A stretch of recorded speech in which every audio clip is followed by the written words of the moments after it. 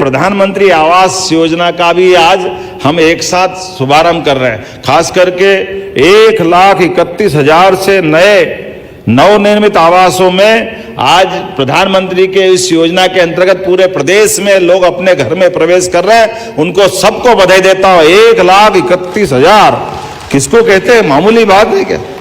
अपने घर में लोग पक्के मकान में अपना प्रवेश करें, ये बहुत बड़ी बात है। मेरी अपनी ओर से और ये भी बताना चाहूँगा, प्रधानमंत्री आवास योजना ग्रामीण में अब तक 36,24,000 से अधिक ग्रामीण परिवारों को उनका आवास का लाभ मिला है और प्रधानमंत्री आवास योजना शहरी के माध्यम से 8,05,000 से अधिक हमारे भाई बहनों का इसका लाभ मिला है।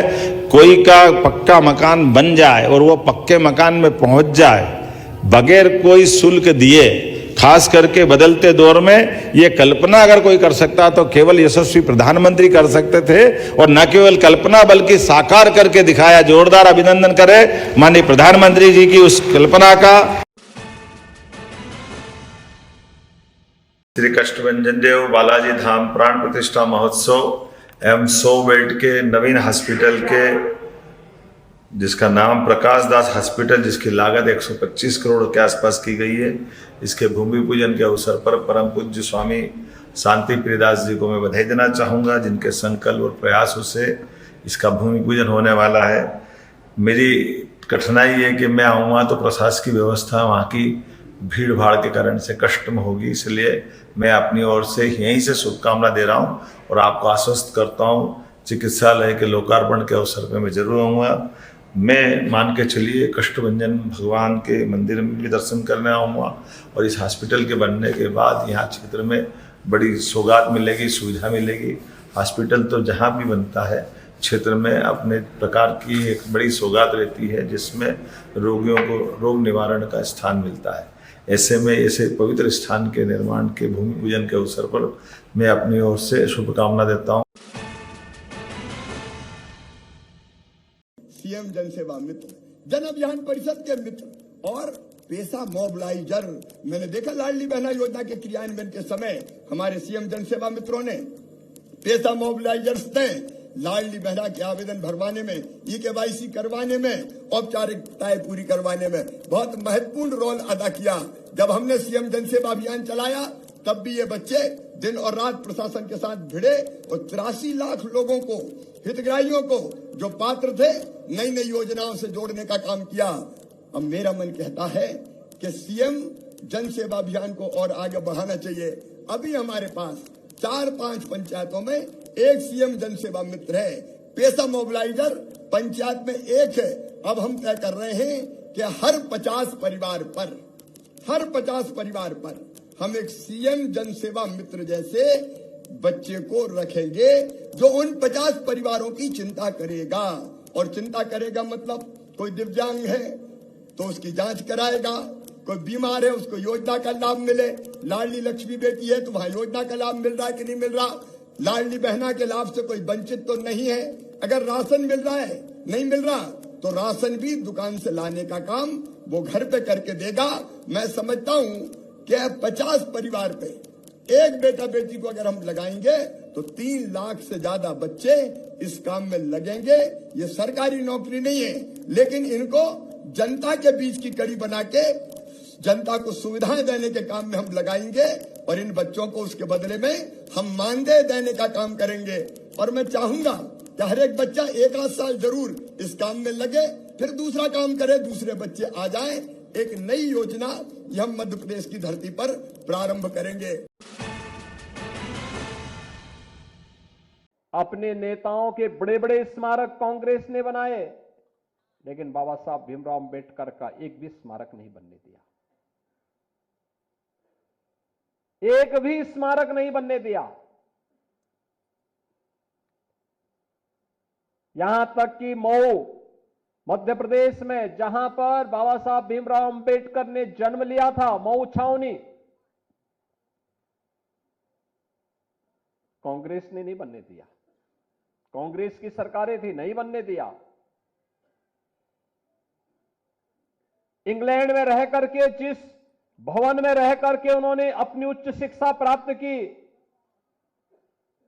उस भवन को कभी भी भारत सरकार खरीदे और बाबा साहब भीमराव अंबेडकर का स्मारक बने, कांग्रेस ने नहीं किया।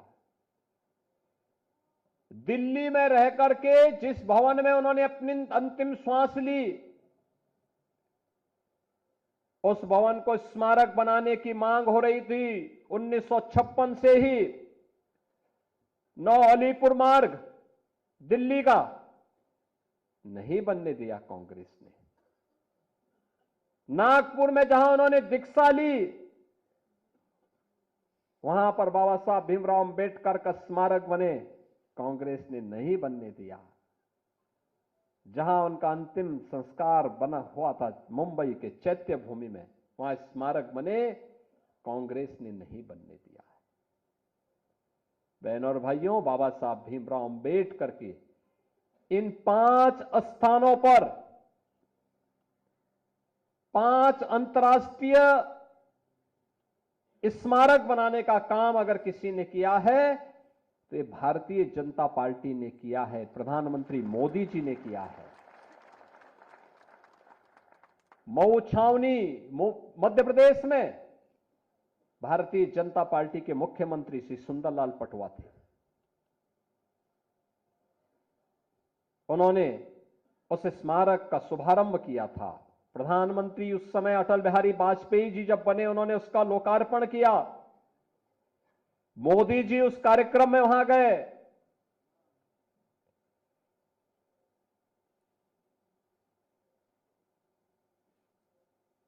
मुंबई में, इंग्लैंड में, जहां पर उच्च शिक्षा बाबा साहब ने अर्जित की थी,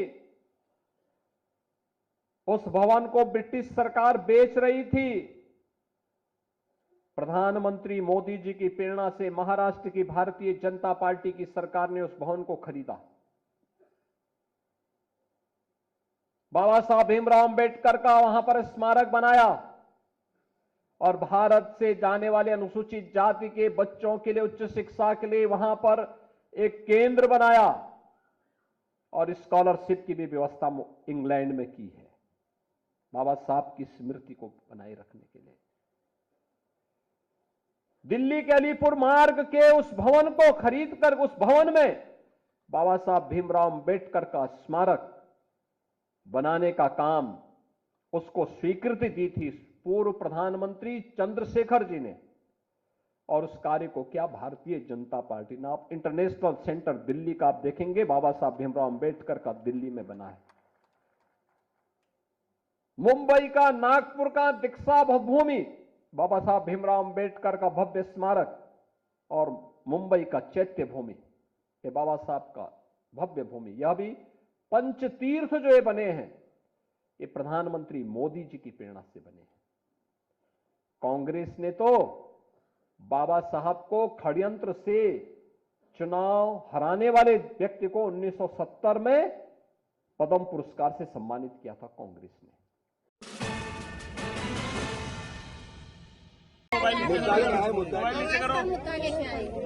ये विषय है, लाडली बहना आवास योजना का लाभ नहीं मिल रहा और कई लाडली बहनाओं को अभी आपको लाडली बहना छोड़ दो आपको नहीं मिलता, आपको मिलता है तो नहीं मिलता। जो लाडली बहना के पैसे जो 60 साल से ऊपर हो गए उनके बंद कर दिए 1.5 लाख के, आप ही आ रहे हैं। तो बीजेपी की सरकार ने 3,000 रुपए देने की बात की थी, 1200 ही दे रहे हो, फिर धीरे धीरे और बहनों को कम कर रहे हो, ये बात है। यही कहने आए हो ना। तो ये अभी मैं मुख्यमंत्री को चिट्ठी लिख रहा हूँ मीडिया के माध्यम से। मोहन यादव जी, ये लाडली बहनाएं अब सड़क पे आने लगी है। आपने 3,000 का बोला था, दो आपने कई लाडली बहनाओं को बाहर कर दिया, 1 लाख से ऊपर 1.25 लाख एक ही बार में, और 3,000 का बोला वो दिया नहीं, 1200 रुपए दे रहे हो और 1500 रुपए का पीछे से बिल भेज रहे हो, सही है कि गलत? तो इनकी बहनों की आवाज सुनो मीडिया के माध्यम से, आदरणीय मोहन जी, और जो वचन दिया पूरा करो।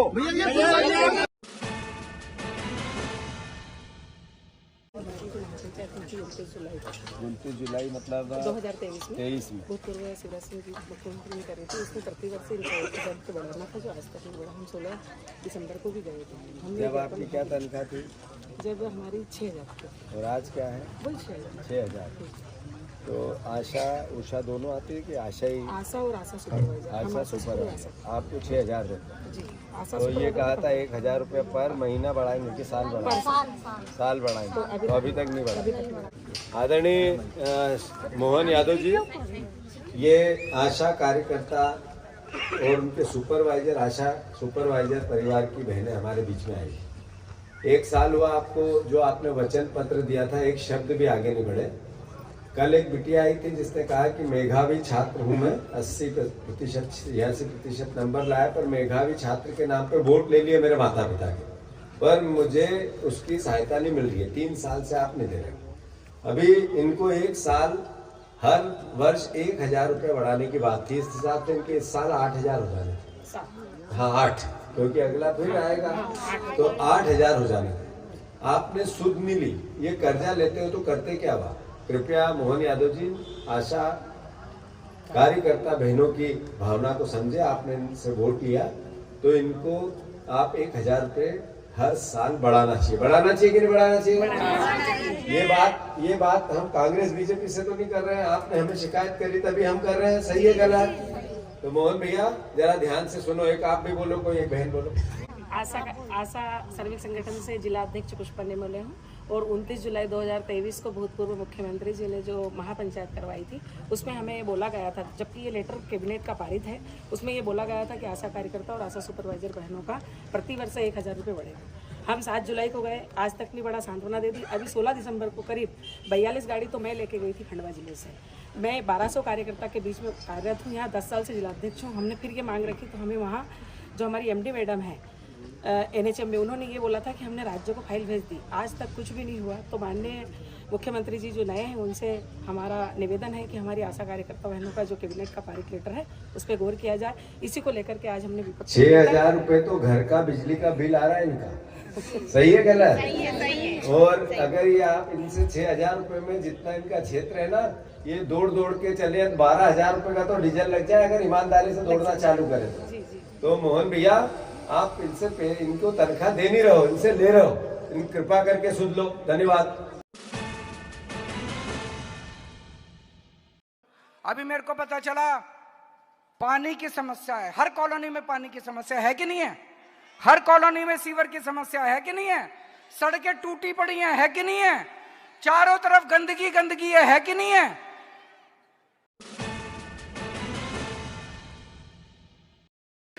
मैं एक और बात कह रहा जी, मैं आप लोगों से ही पूछ रहा हूं, जब झाड़ू को नीचे करते हैं तो साफ करते हैं, जब ऊपर करा फिर क्या करते हैं?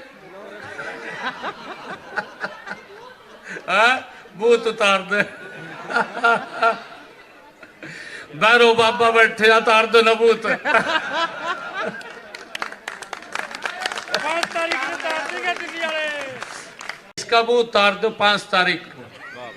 और मैं आपको विश्वास दिला रहा हूं, दिल्ली के लोगों ने मन बना लिया है और दिल्ली के लोगों ने मन बनाया है, ये 5 तारीख को वोटिंग होगा। 8 तारीख को भाइयों ये तिहाड़ जेल में चला जाएगा, वहां से छुट्टी पे आ रहा है ये।